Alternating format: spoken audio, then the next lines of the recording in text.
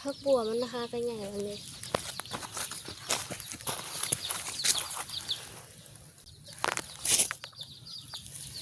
อีกต้นนี้โคตรดกเลย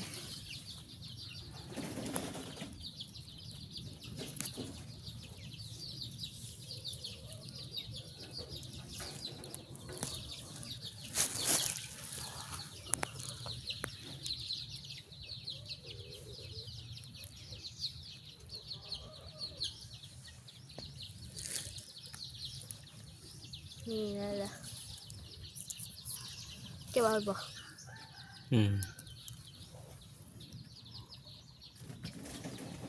ต้องมาแมวอีกนี่เมาพักกะทิกับเงินต่อส่วนนี้เป็นผักหอมป้อมเนาะนี่คือปลาของผักแม่นะผักกาดเป็นตัวพูดต้องหอมป้อมมาแหละต้องหอมป้อมทุกคนกำลังขึ้นนี่ชิ้นงัวนี่ใบกระเทียมข้นไง